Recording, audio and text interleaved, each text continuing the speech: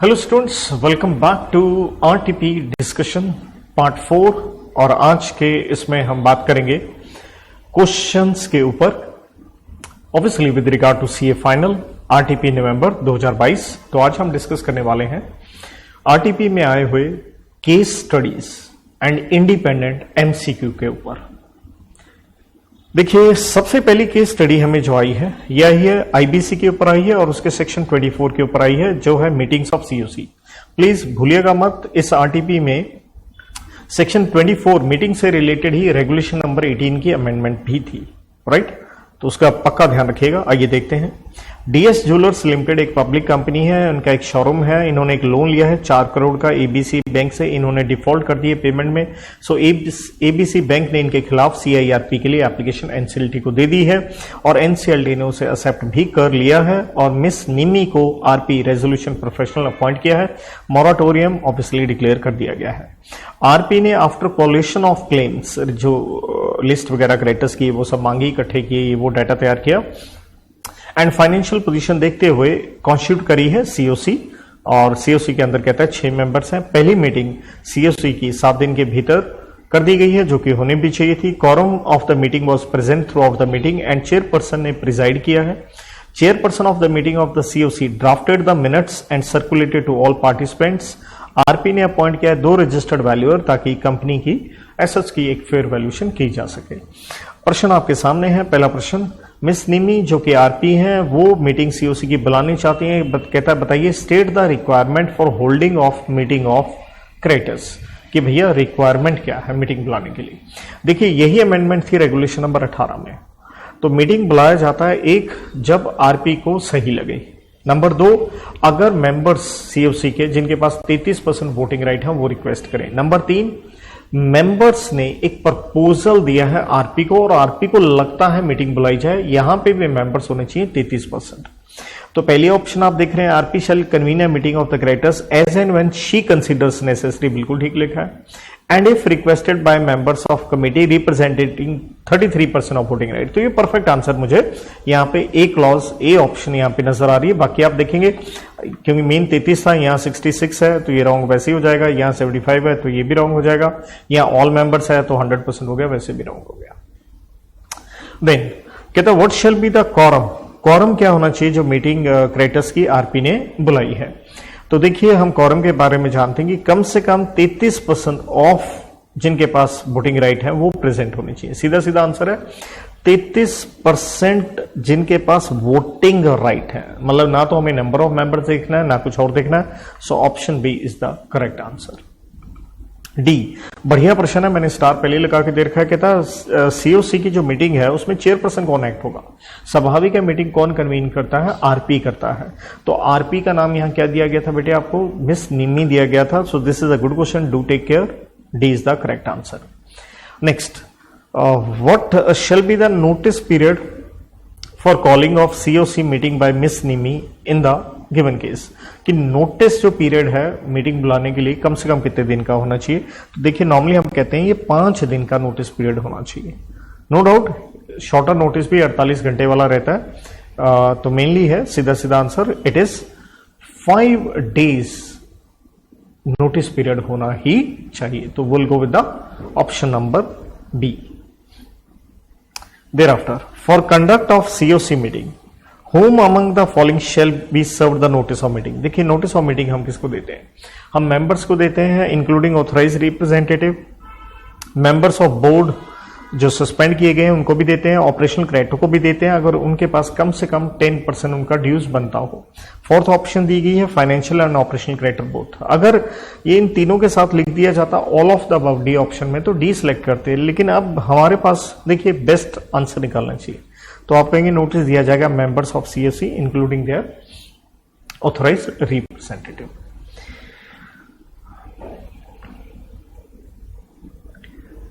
Students, case study on companies act section 230 के ऊपर है, डेट इज चैप्टर नंबर 15 के ऊपर कॉम्प्रोमाइज अरेंजमेंट, आरटीपी नवंबर 2022 में की ये केस स्टडी आपकी।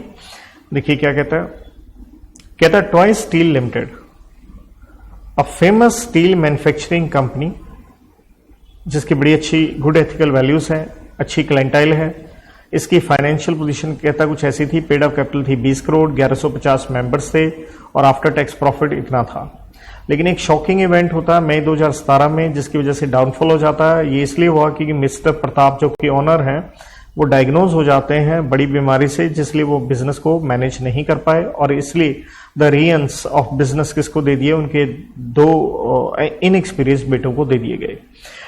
काम अच्छा नहीं रहा इस वजह से। इसलिए in an attempt to raise the company to further heights, generation next management ने एक हैवी लोन 70 करोड़ का नेशनल बैंक से ले लिया। द फंड सो बोरोड, आपने ढंग से उसे यूटिलाइज नहीं किया क्योंकि मैनेजरियल स्किल्स नहीं थे, अच्छी गाइडेंस नहीं मिल पाई क्योंकि मिस्टर प्रताप बीमार रहते थे, इसलिए कंपनी को भारी नुकसान हुआ। और इसलिए अब दिक्कत यहां आ गई कि हमें कुछ ना कुछ क्या करना पड़ेगा, कॉम्प्रोमाइज और अरेंजमेंट करना पड़ेगा ताकि हम सरवाइव करें। इसलिए टॉप मैनेजमेंट ने कुछ ऐसा डिसाइड किया कि प्लांट मशीनरी का कुछ हिस्सा बेचो, एक प्लॉट भी बेचो और 70% आउटस्टैंडिंग लोन जो है बैंक का, जो हमने पैसा उठाया था उनसे 70 करोड़ का, वो पे कर सकें और रिमेनिंग 30% लोन हम उनसे रीस्केड्यूल करवा लेंगे आने वाले 5 साल में। नेशनल बैंक लिमिटेड जो कि क्रेडिटर है उसने भी इन प्रिंसिपल अपनी अप्रूवल दे दी है, इसलिए कंपनी ने एप्लीकेशन दी है, एनसीएलटी को एप्लीकेशन दी है और ट्राइब्यूनल ने ऑब्वियसली क्या कहता होता है भाई मीटिंग बुलाओ शेयर होल्डर्स की, तो मीटिंग भी बुलाई गई है इस तारीख को रजिस्टर्ड ऑफिस में और इसलिए मीटिंग बुलाने के लिए कंपनी की तरफ से नोटिस भी दिया गया है मेंबर्स को। लेकिन कुछ शेयर होल्डर्स का यहाँ क्या है, ऑब्जेक्शन है इस अरेंजमेंट को लेके। ये थी केस स्टडी। देखिए आपको पता ये भी होना चाहिए कि केस स्टडी कैसे अटेम्प्ट करते हैं। या तो तरीका होता है एक एक पैरा पढ़ के क्वेश्चन देख लो, लेकिन कई बार केस स्टडी क्या होती है फ्लो में जारी होती है, तो और कोई बहुत लंबी चौड़ी मेरे को लंबी लगी भी नहीं, तो मुझे लगा ये आराम से मैं पढ़ के इकट्ठे कर सकता हूं, वरना एक एक पैरा पढ़ के भी आप क्वेश्चन अटेम्प्ट कर सकते हो, बट ये एक फ्लो में थी। तो पहला प्रश्न आपके सामने है और अच्छा प्रश्न है। Case scenario states that some of the shareholders ने objection raise किया है against the said arrangement since compromise or arrangement is to be agreed in compliance to majority of members। देखिए हम भी ये पढ़ के आते हैं सेक्शन 230 में majority लेकिन having 75% वैल्यू, लेकिन यहाँ कहता है without considering the value। that means इस क्वेश्चन में हमें वैल्यू को कंसिडर नहीं करना है, तो हम सिंपल जानते हैं majority का मतलब है more than 50%। तो simple majority where cast in favor exceeds the cast against, तो मैं कहूंगा option number 1 clear cut section 230 पे नजर आ रही है। वैल्यू हमें देखनी नहीं थी और बाकियों में आप देखिए 60, 75, 100% लिखा है, तो मैं वो क्यों देखूंगा। Question 2, it is observe that above case scenario that the tribunal has ordered for a meeting of the share holders to consider the scheme, the notice of such meeting shall provide that the persons to whom notice sent may vote on the scheme।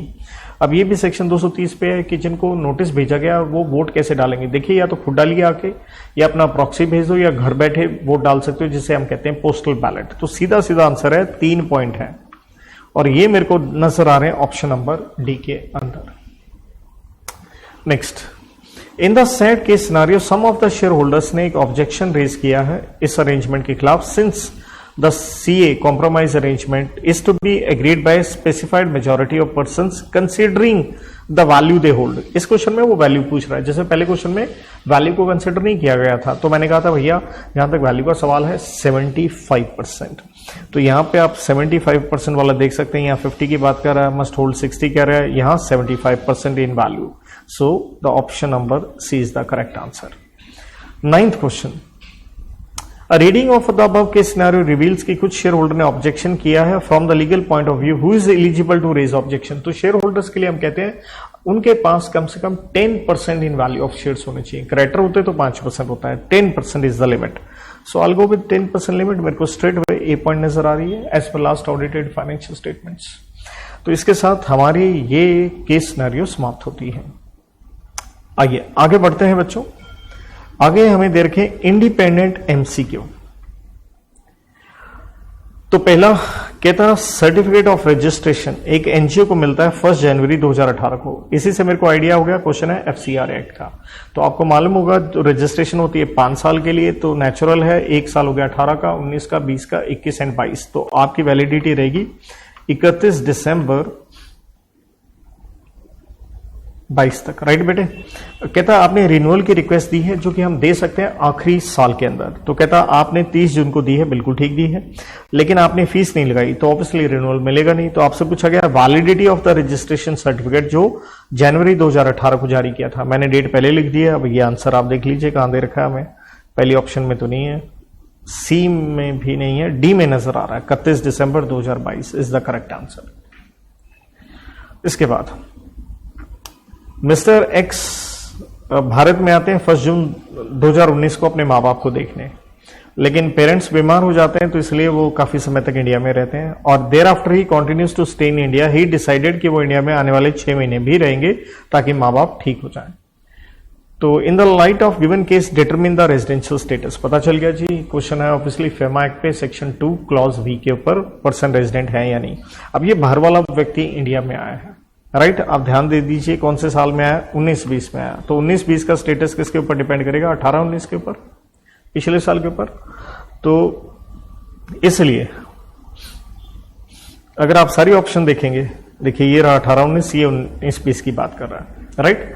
और हम जानते कोई बंदा बाहर से आता है लेकिन वो एम्प्लॉयमेंट के लिए नहीं आ रहा, बिजनेस के लिए नहीं आ रहा, या कोई ऐसे शो नहीं कर रहा कि उसका इंटेंशन है to stay in India for uncertain period, right.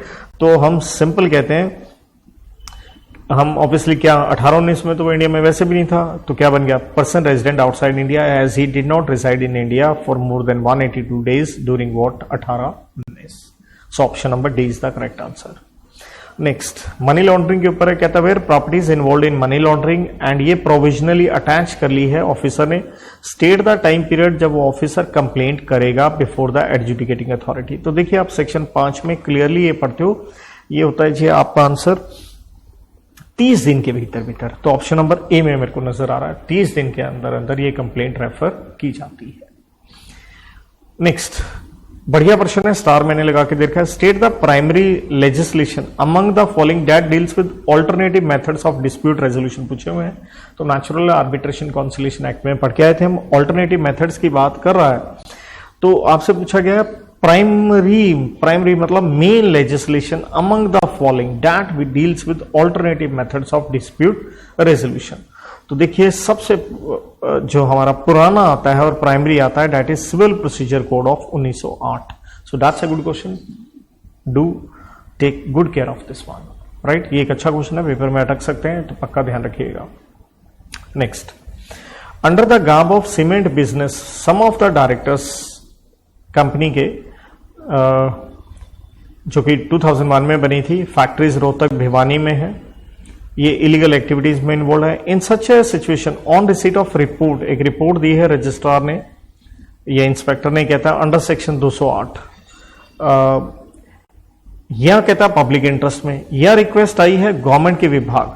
अगर आप इसको याद करें तो सेक्शन ये हमने देखिए चैप्टर नंबर 14 में इन्वेस्टिगेशन का चैप्टर पढ़ते हैं, सेक्शन 212 में हम पढ़ते हैं कि इन्वेस्टिगेशन बाय सफाई जो होती है तो उसके ग्राउंड्स क्या होते हैं, 4 ग्राउंड हम पढ़ते हैं। एक रिपोर्ट 208 की, नंबर 2 पब्लिक इंटरेस्ट, नंबर 3 हम क्या पढ़ते हैं कि ये डिपार्टमेंट कोई भी सरकार का। अब ये हमसे क्या पूछने वाला है, कहता 10 और 4 पढ़ते हैं, चौथा की हम बात करेंगे। The central government may by order assign the investigation into affairs of company to सफाईओ। कहते हैं in addition to above basis there is one more basis. जैसे मैंने कहा था 4 रीजन होते हैं जब सफाईओ के लिए सेंट्रल गवर्नमेंट इन्वेस्टिगेशन के लिए भेजता है, तो वो आपको याद होगा और वो बनता है हमारा कौन सा पॉइंट, स्पेशल रेजोल्यूशन अगर पास किया गया है शेयर होल्डर्स के द्वारा, कंपनी के द्वारा, और आप रिक्वेस्ट करते हैं, तो this is option number B. Next due to non compliance of certain requirement under the companies act not amounting to fraud, Shikha super private limited was required to restate. कहता कंपनी को अपनी फाइनेंशियल स्टेटमेंट्स रीस्टेट करनी पड़ गई हैं during the year 17-18, और कहता restate करने के बाद ये पता चलता है मिस्टर कुमार जो एमडी हैं वो रिटायर हो गए हैं, उनको एक्सेस रेम्यूनरेशन 5 लाख की दी जा चुकी है।